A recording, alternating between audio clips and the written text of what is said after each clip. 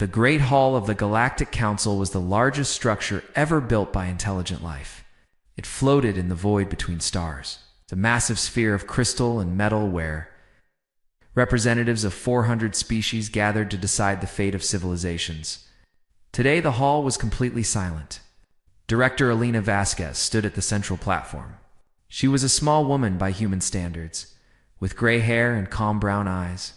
Behind her, the holographic symbol of Earth rotated slowly. Around her, arranged in rising circles that stretched toward the distant ceiling, sat the representatives of the known galaxy. She had asked for this emergency session 3 days ago. Many species had objected. Humanity was a minor member of the Confederacy. They had joined only 60 years before, a young species that had barely mastered faster-than-light travel.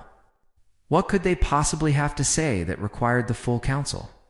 But Elena had insisted, and now she stood before them, her voice carrying through translation systems to every ear and audio receptor in the hall. 72 hours ago, she said, the Varthon Dominion formally claimed sovereignty over the Kepler sector. This sector contains 3 human colony worlds and approximately 4 million human citizens. Murmurs rippled through the assembly. The Varthon section remained silent. Their ambassador, a massive reptilian creature named Cress Vorath, watched Elena with cold yellow eyes. The Varthon have given us 30 standard days to evacuate our people, Elena continued. After that, they say they will take the colonies by force. They claim ancient territorial rights that predate human expansion. The Aldrani representative, a being of flowing light contained in a crystalline shell, spoke through the translation system. This is a territorial dispute. Such matters are handled through negotiation and arbitration. Why have you called the full council? Elena nodded. Because I am not here to negotiate. I am here to deliver a warning. The hall grew quieter. Something in her tone had changed. For 60 years, humanity has been a peaceful member of this confederacy. We have contributed medical research that has saved billions of lives across dozens of species. We have served as mediators in conflicts. We have maintained a small defensive fleet and focused on trade and cultural exchange. She paused and looked directly at the Varthon delegation. This was a choice. A deliberate choice. And I am here to explain what that choice has cost us and what it will cost the Varthon if they proceed. Cressforth laughed. It was a harsh sound, like stones grinding together. The human speaks of costs. What cost can your species impose on the Dominion? We have conquered 12 civilizations. Our fleet numbers in the tens of thousands. You have perhaps 200 ships, Elena smiled. It was not a warm smile. 237, she said. That is the size of Earth's registered defensive fleet. You are correct. She touched a control on her podium, and the holographic display behind her changed. Instead of Earth's symbol, it now showed a document marked with security classifications in a dozen languages. This is File Prometheus 1. It has been classified at the highest level of human security for 40 years. Today, by authority of the United Earth government, I am making it public. The document opened. Numbers and images began to flow across the display. Elena let them speak for themselves for a moment before continuing. Humanity did not stop building ships after we joined the Confederacy. We simply stopped reporting them. Our actual fleet strength is not 237 vessels. It is 14,862 combat-capable warships. Held in reserve facilities throughout human space, the silence in the hall became absolute. Furthermore, Elena said, our civilian manufacturing capacity can be converted to military production within 72 hours. Our population of 18 billion includes approximately 2 billion individuals with military training. Our weapons development programs, officially suspended under Confederacy peace accords, have continued in classified facilities. We have technologies we have never deployed, technologies we hoped we would never need to deploy. She turned to address the full council now, not just the Varthon. You have all wondered, I think, how a species so young could be so calm. How we could sit in this council and smile while larger powers threatened and postured. Many of you assumed we were naive, that we did not understand how the galaxy truly worked. Her voice hardened. We understood perfectly. We simply chose not to play the game of threats and dominance. We chose to be what we wished the galaxy could become, not what it was. We held ourselves back because we knew what we were capable of, and we were afraid of it. She looked at Kresvoreth again. Humanity evolved on a death world.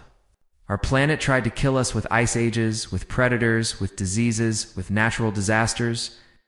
We survived by becoming the most dangerous thing on our world.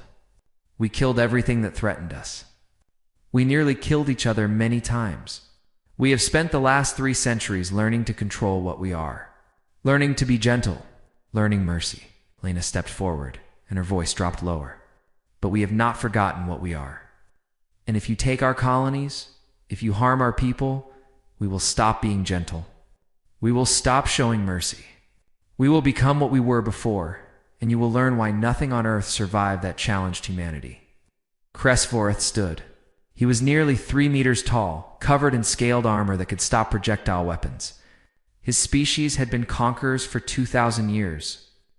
Pretty words, he said, but words are all you have. Your hidden fleet, if it exists, is still untested. Your people are soft. You have not fought a real war in generations. The Dominion has been at war continuously for centuries. We do not fear your statistics. Alina nodded slowly. I expected you to say that. Every species we have warned has said something similar. That is why I must be very clear about what will happen next. She touched her podium again. The display changed to show Varthon's space, with their fleet positions marked. If your forces enter the Kepler sector, we will not negotiate. We will not ask for council intervention. We will not make threats or demands. We will simply begin killing Varthon until you withdraw or until there are no more Varthon to kill. This is not a political statement. It is a statement of fact. The hall erupted into noise. Representatives were shouting, demanding order, expressing outrage at the threat. The Varthon delegation was on its feet, Kresvoreth bellowing challenges. Through it all, Alina stood perfectly still, waiting. Finally, the council moderator restored order. The Aldrani representative spoke again, its light flickering with distress. Director Vasquez, this council cannot permit such threats between member species. Humanity must withdraw this ultimatum and submit to arbitration. With respect, Alina said, humanity is not making a threat. We are providing information. The Varthon are free to test our resolve. We are simply ensuring they cannot claim they were not warned. She gathered her materials and prepared to leave the platform. 30 days, she said. If the Varthon fleet does not enter our space, nothing will change. We will remain the peaceful, cooperative species you have known. We will continue to contribute to the Confederacy. We will continue to hope that one day the galaxy will not need warriors. She looked at Kresvoreth one final time. But if your ships cross that border, hope will die. And so will a great many Varthon. She walked off the platform. The council descended into chaos behind her. In the corridor outside, her aide Marcus fell into step beside her. He was a young man, barely 30, and he had been with her for 5 years. He had never seen her like this. Director, he said quietly, do you think they believed you? Alina shook her head. No, they never do. Every species thinks they are special, that the warnings do not apply to them, that we are bluffing because no one would really hold back that much power voluntarily. Then why give the warning? She stopped walking and turned to look at him. Her eyes, which had been so cold in the council chamber, now looked tired, sad, because we have to try, Marcus. We have to give them every chance to choose differently. When this is over, when the Varthon are broken and their empire is ash, I want to be able to look at myself in the mirror. I want to know that we tried to prevent it, that they chose this, not us. Marcus nodded, though he was not sure he understood completely. Alina resumed walking. Send the Prometheus signal. All reserve facilities are to begin activation. The hidden fleet is to move to staging positions. All military personnel are to report for duty, yes, Director. She paused at a window that looked out into the void between stars. Somewhere out there, Varthon ships were already preparing to jump toward human space. God forgive us, she said quietly, for what comes next. The Varthon fleet launched 12 days later. 400 warships carrying 2 million soldiers jumped toward the Kepler sector with confidence and contempt. They expected resistance. They expected to crush it. They did not expect what was waiting for them. Fleet Commander scifi stood on the bridge of the Varthon flagship dominance and watched the stars blur as his fleet dropped out of faster-than-light travel. 400 warships had made the journey, each one carrying thousands of soldiers eager for conquest. The humans had been given their chance to flee. Now the Dominion would take what it wanted. Report, scifi ordered. His tactical officer studied the sensors. We have arrived at the human colony New Helsinki, Commander. Population centers are empty. No life signs in the cities. Scifi frowned. The humans had evacuated. He had expected some resistance, some gesture of defiance. Instead, they had simply run. Cowards, muttered his second officer. The mammals flee like prey animals. Perhaps scifi said. Something felt wrong. The humans had made such grand threats in the council chamber. Why would they abandon their world without a fight? Scan the system. All frequencies. The tactical officer worked his controls. Then he stopped. His scales, normally dark green, turned pale. Commander, I am detecting multiple contacts. Thousands of contacts. They are emerging from the asteroid belt. scifi moved to the sensor display. What he saw made his blood run cold. Ships were appearing everywhere. Not dozens. Not hundreds. Thousands. They poured out of hiding places in the asteroids, behind moons, from the dark side of the planet. Human ships of every size, from small fighters to massive carriers that dwarfed even the Dominants. How many? scifi asked quietly. Still counting, Commander. Current estimate is over 6,000 vessels. More are still appearing. The bridge crews stared at their displays in shock. The Varthon fleet of 400 suddenly seemed very small. A communication signal came through. A human face appeared on the main display. It was an older man with hard gray eyes and a uniform covered in military decorations. Varthon fleet, the human said. I am Admiral William Chenway of the United Earth Navy. You were warned. You chose not to listen. That choice will now cost you. scifi found his voice. You cannot have hidden this many ships. This is impossible. Admiral Chen smiled, but there was no warmth in it. Nothing is hidden anymore. The time for hiding is over. You have two options. Surrender immediately, and your crews will be treated according to the laws of armed conflict. Or fight, and discover what humanity does to those who threaten our children. The communication ended. scifi looked at his officers. They looked back at him, waiting for orders. What orders could he give? They were outnumbered 15-1. Contact the Dominion, he said. Tell them we need reinforcements. Tell them the humans were not bluffing. His communications officer worked frantically. Message sent. Commander. And now. scifi straightened his spine. He was Varthon. His people did not surrender. Now we fight. All ships. Combat formation. We will show these mammals that numbers alone do not win wars. The battle lasted for hours. In those 4 hours, scifi learned more about war than he had in his previous 30 years of conquest. The humans did not fight like any species he had encountered. They did not form neat battle lines. They did not follow predictable patterns. They swarmed like insects, attacking from every direction at once. When he concentrated his fire on one group, 3 others would strike from unexpected angles. And they were fast. Impossibly fast. Their ships moved like living things, dodging fire, spinning through debris, using every piece of cover in the system. His gunners could barely track them.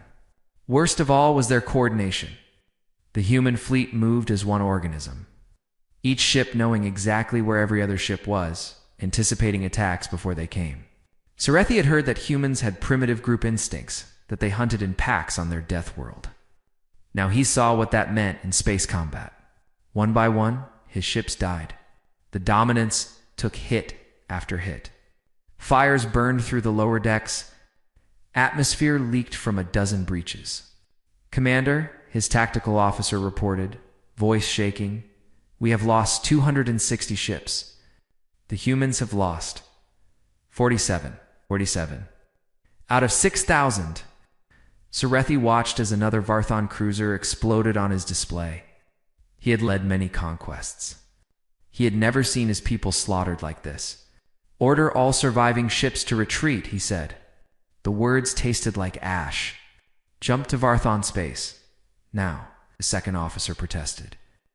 "Commander, we cannot run from mammals. The Emperor will." "The Emperor is not here," Scifi said coldly. "I am, and I will not feed more of our people into this killing ground. We need time to understand what we are facing. Retreat." The remaining ships fled. Less than 100 made it too faster than light speed.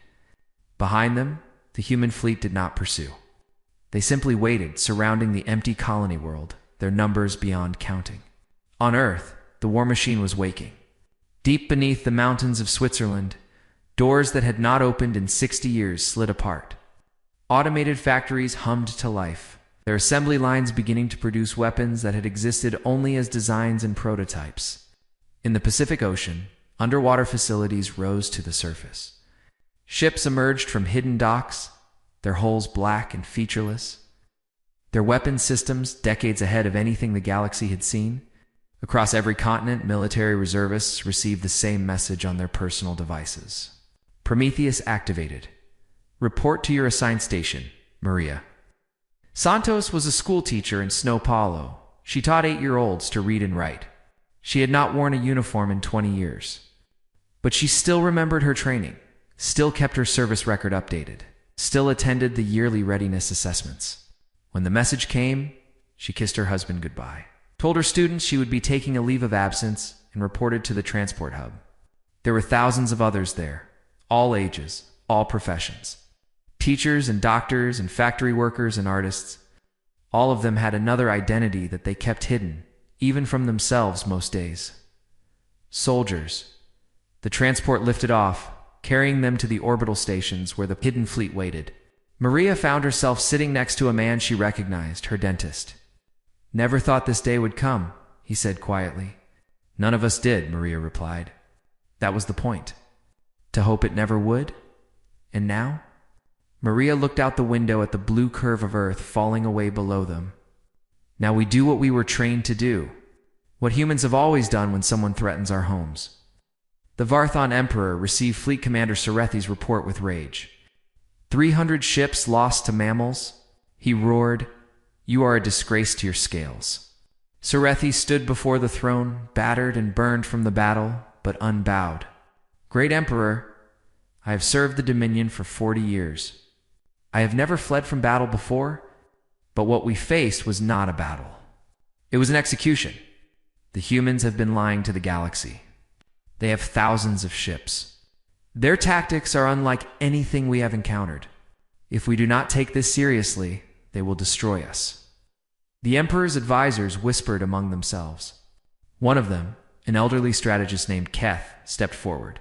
"Perhaps," Keth said, "we should consider negotiation." The humans offered terms before negotiation. The Emperor's tail slammed against the floor. "The Dominion does not negotiate with prey. We will send a proper fleet. 1,000 ships? 2,000. We will crush these humans and make an example of their worlds." Scifi closed his eyes. He knew it was pointless to argue.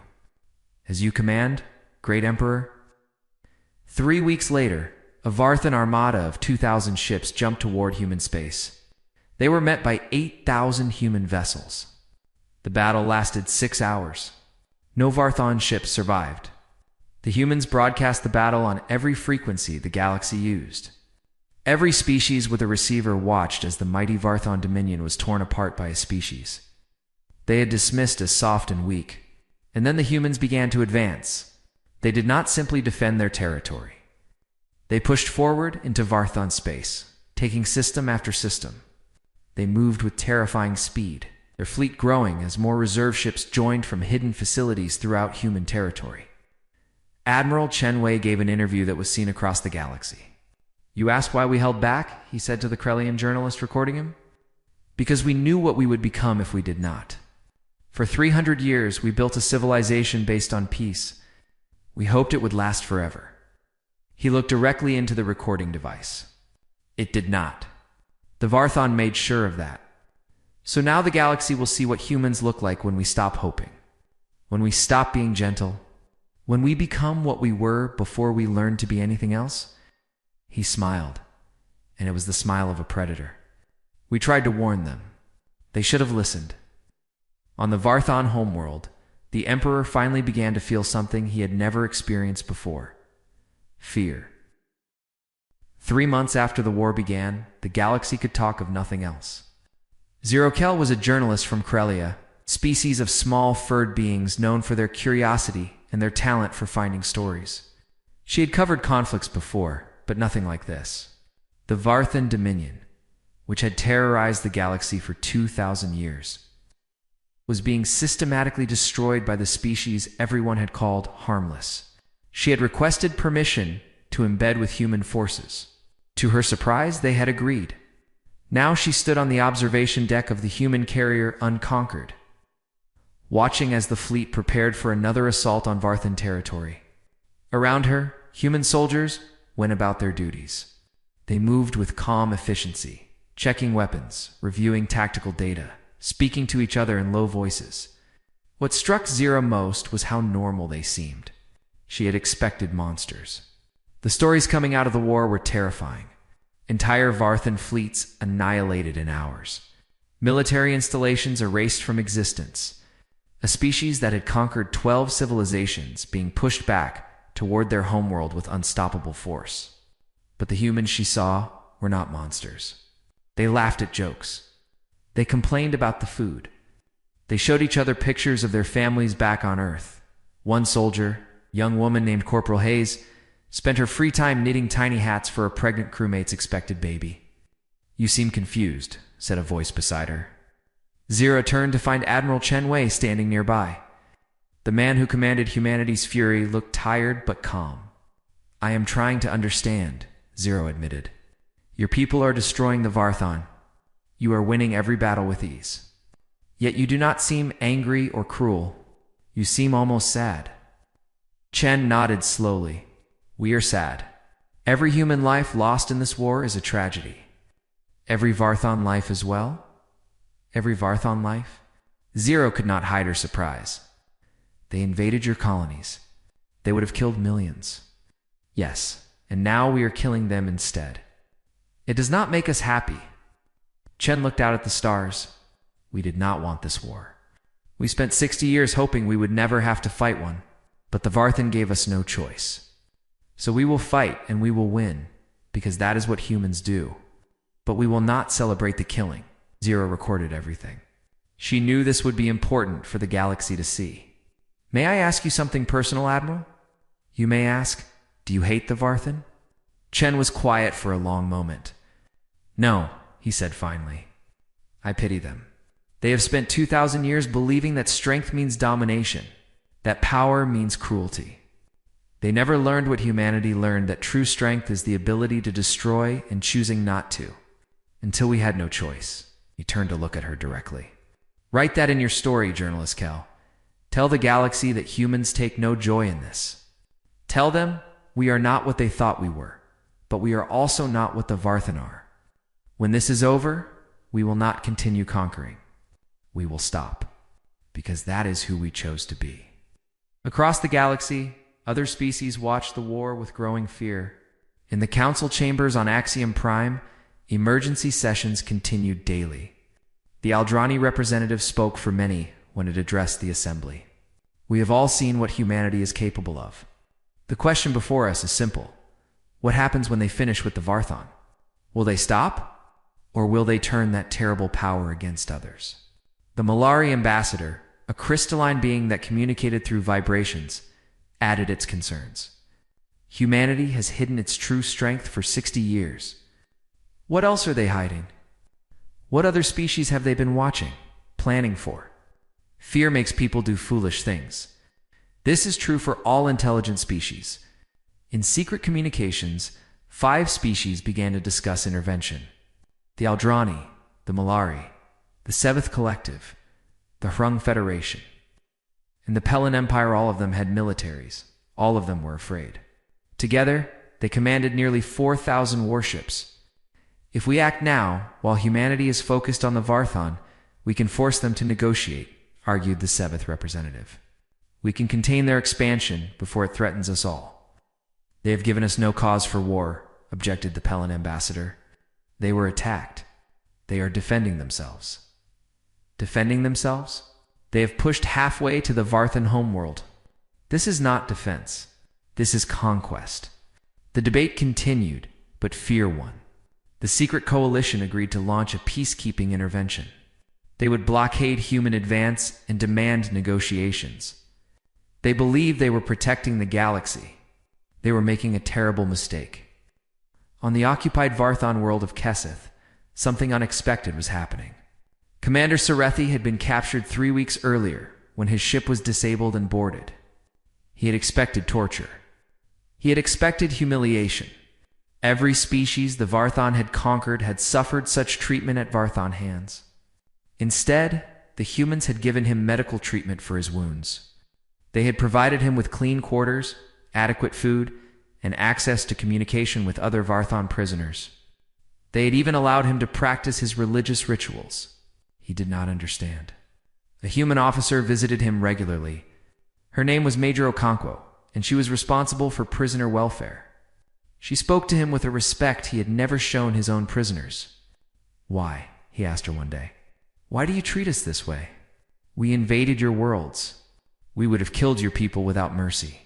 Why do you show us mercy?" Major Okonkwo considered the question. "Because we can," she said. "Because treating prisoners with dignity costs us nothing and gains us everything. Because we want to end this war, and wars end faster when the enemy knows surrender is safe." That is practical reasoning. But there is something more, yes. Something deeper? Okonkwo smiled slightly.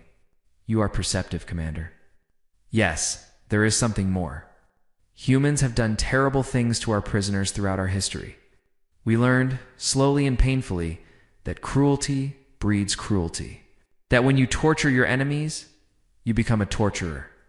We do not wish to become what we fight against." Scifi thought about this for a long time.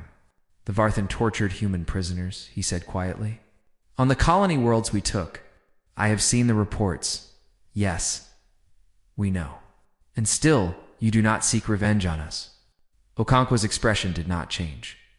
"Revenge would require us to become like those who harmed our people. We will bring them to justice through trials and evidence and law, not through cruelty." "Your people are very strange," Scifi said. "Perhaps, but we sleep well at night." On Earth, the civilian population followed the war through news reports and official statements. There were celebrations when victories were announced, but they were muted. Everyone knew someone who had been called up, someone who had shipped out to the front, someone who might not come home. Alina Vasquez, now coordinating the war effort from Earth's capital, gave regular addresses to the population. "We did not seek this conflict," she said in one such address. "We spent 60 years building a society based on peace, on cooperation, on hope. The Varthon destroyed that hope when they attacked our colonies. Now we must see this through to the end. But I promise you, when the fighting stops, we will return to who we were. We will rebuild. We will reach out to the galaxy once more as friends and partners, not conquerors." Not everyone agreed with her approach. Admiral Chen Wei had become a symbol of human power, and some wanted him to go further than the government planned. Calls came from across Earth to destroy the Varthon completely, to prevent them from ever threatening humanity again. Chen rejected these calls publicly. "Genocide is not victory," he said. "It is a different kind of defeat. If we exterminate the Varthan, we become what they were. We prove that their philosophy of domination and destruction was right all along. That is not acceptable," debate continued. But the war went on. Then, for months after the first battle, intelligence reports reached Earth's leadership. The secret coalition was preparing to intervene.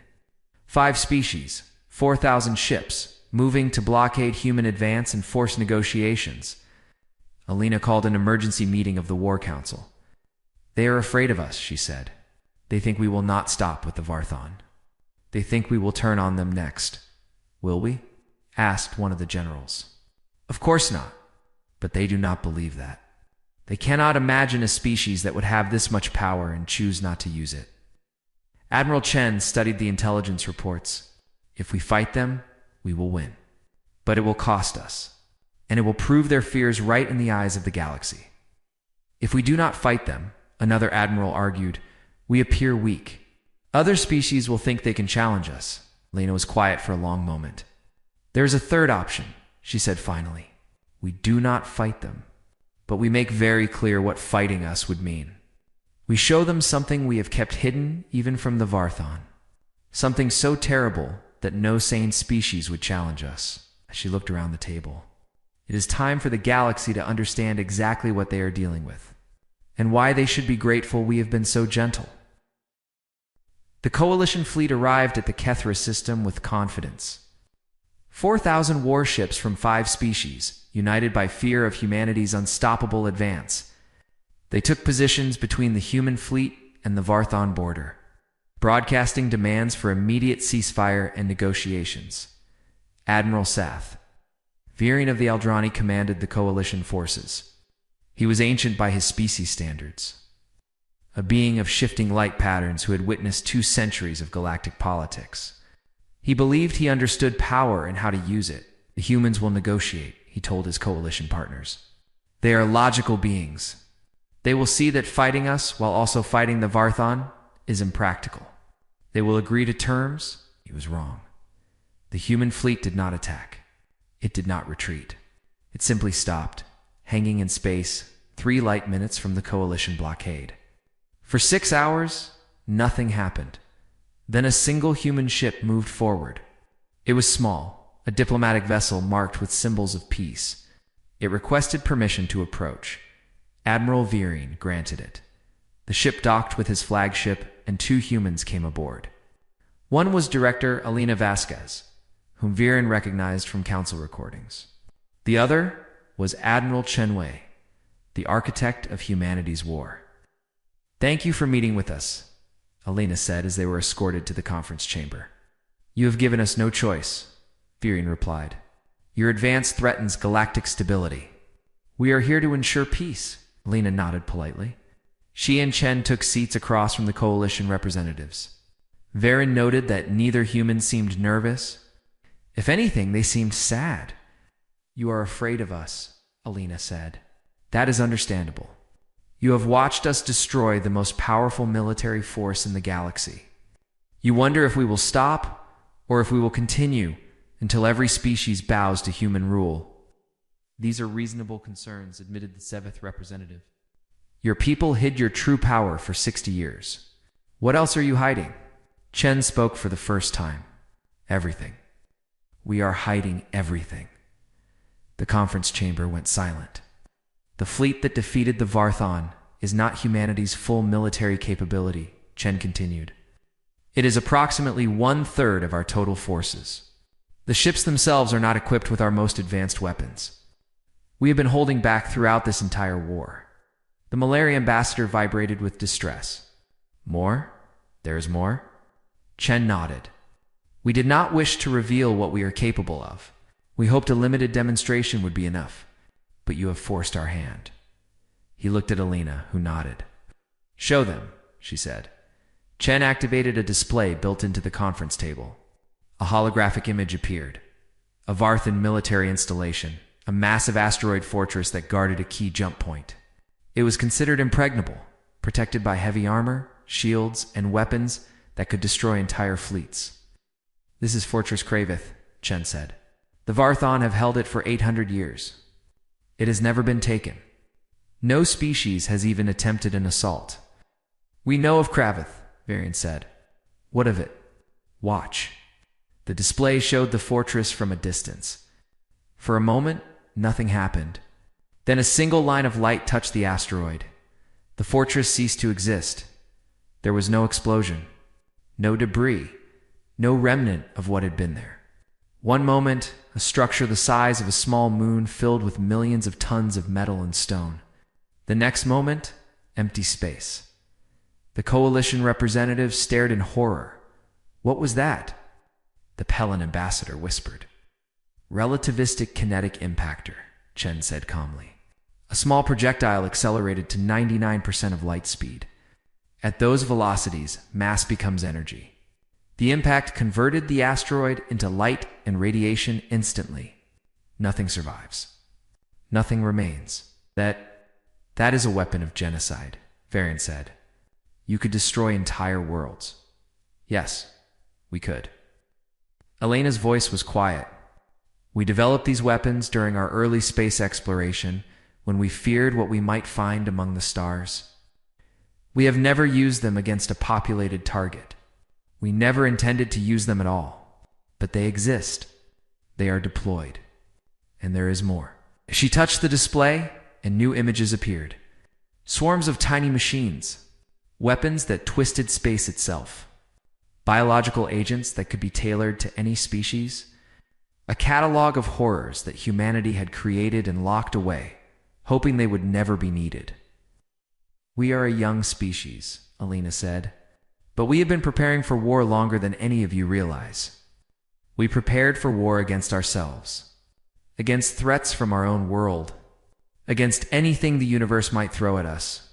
We have weapons that could sterilize planets, break apart moons, destabilize stars.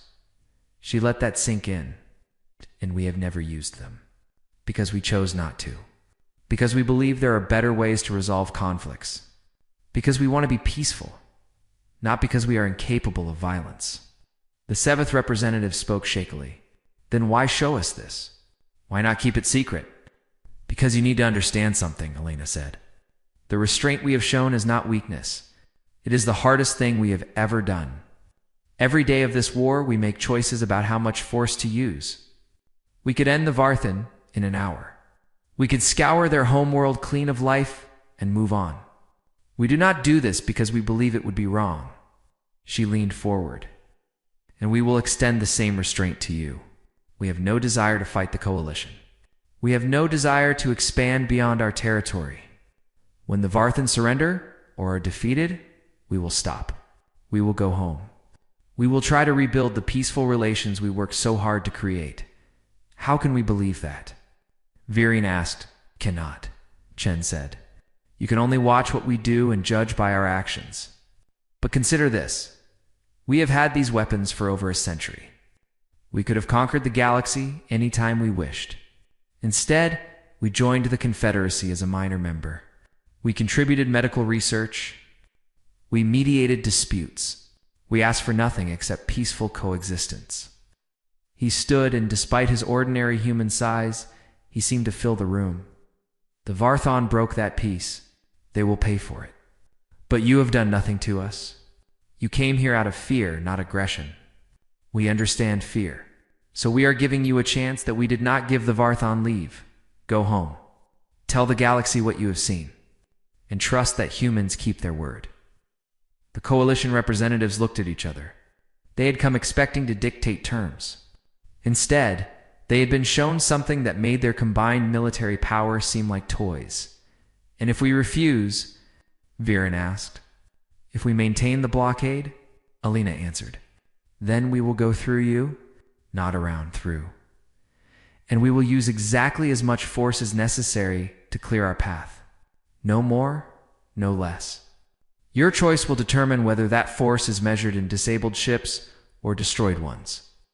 The meeting ended shortly after that. The coalition representatives returned to their ships to consult with their governments 20-4 hours later. The coalition fleet withdrew. With the blockade gone, humanity's advance continued. The Varthan Emperor, now truly desperate, ordered his remaining forces to fight to the death. He declared that every Varthan citizen should take up arms. That the entire species should die before surrendering to mammals. Not everyone agreed. Commander Sarethi, still a prisoner of the humans, had been watching news reports of the war. He had seen his people dying by the millions. He had seen the Emperor's increasingly insane orders. and he had experienced something the Emperor never had: human mercy. He requested a meeting with Elena Vasquez.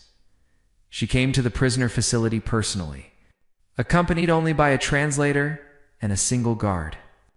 Scifi noted that she showed no fear in the presence of a Varthan warrior 3 times her size. "You wish to speak with me, Commander?" "Yes. I have been thinking about what Major Okonkwo said. About how you treat prisoners. About who you choose to be." Elena waited. "The Emperor will never surrender," Scifi continued. "He would rather see our species extinct than admit defeat. But not all Varthan feel this way. Many of us joined the military because it was our duty, not because we believed in conquest. Many of us have families who just want to live. What are you proposing, Commander?" Scifi took a deep breath. This was treason. This was the end of everything he had been raised to believe. But he had seen a better way. If I could contact Varthan military leaders who might be willing to negotiate, if I could convince them that surrender is not death, would you offer terms? Real terms? Not just execution and slavery? Elena studied him for a long moment. "What terms would you need?" "Punishment for war criminals. We accept that. But mercy for ordinary soldiers and citizens. Help rebuilding our worlds. A path back to respectability. You are asking us to help you after your people invaded our colonies and tortured our prisoners." "Yes." Scifi met her eyes. "I am asking you to be what you claim to be. Better than us? Capable of forgiveness." Elena was quiet for a long time. "Make your contacts, Commander. If you can deliver a legitimate surrender, humanity will honor it." 3 days later, Scifi broadcast a message to every Varthan military frequency. He explained what he had seen. He explained how humans treated their prisoners. He explained that there was another way. "The Emperor asks us to die for his pride," he said. "But our families do not care about pride. They care about survival. The humans have offered terms. Harsh terms, but fair ones. We can end this war with our species intact, or we can follow the Emperor into extinction." He paused. "I have made my choice. I hope you will make yours." The response was immediate. Within hours, Varthan commanders began contacting human forces to discuss surrender. The Emperor, enraged, ordered Scifi's family arrested. He was too late. Scifi's broadcast had already reached the homeworld. Citizens were in the streets, demanding an end to the war. Military units were refusing orders. 2 days later, Scifi received word that his message had succeeded beyond anything he had hoped. The Emperor was under arrest. The Varthan Dominion had surrendered. And the war was over. 5 years had passed since the surrender. Scifi walked through the agricultural district of Keseth, the world where he had once been held as a prisoner. Now it was a symbol of something new. Human and Varthan workers moved together through the fields, tending crops that would feed both species. He still wore his military uniform, though it meant something different now. He was part of the provisional Varthan government, responsible for coordinating reconstruction efforts with human advisors. It was strange work for a warrior. But he had learned that building was harder than destroying, and more rewarding. A human child ran past him, chasing a Varthan child in some game they had invented together. Neither child seemed to notice or care that their species had been killing each other 5 years ago. Children, Scifi had learned, did not carry the weight of history the way adults did. He stopped at a memorial that stood at the edge of the district. It was simple. A pillar of stone from Earth set beside a pillar of stone from the Varthan homeworld. Names were carved into both pillars, humans and Varthans who had died in the war. Maria Santos was one of those names. The schoolteacher who had answered the Prometheus call. She had served for 3 years before being killed in one of the final battles. Scifi had never met her, but he had read about her in the memorial files. She had taught children. She had knitted hats for babies. And she had died fighting people like him. He placed a Varthan mourning stone at the base of the human pillar. It was a gesture his people made for honored dead. He had started doing it after the first anniversary of the war's end, and he had continued every month since. "You come here often?" Scifi turned. A human woman stood behind him. She was middle-aged, with gray in her hair and deep lines around her eyes. He recognized her from the news director Elena Vasquez, now Secretary General of the expanded Galactic Confederacy. "I come to remember," Scifi said. "Your people say that those who forget history are doomed to repeat it." Lena nodded. "We also say that those who cannot forgive the past are trapped by it. There is a balance." "Yes, I am still learning where that balance is." They stood together in silence for a moment, looking at the memorial. "I received your request," Elena said eventually. "Full membership in the Confederacy for the reformed Varthon Republic. The Council will vote next month. Do you think it will pass? 5 years ago, half the galaxy wanted your species exterminated.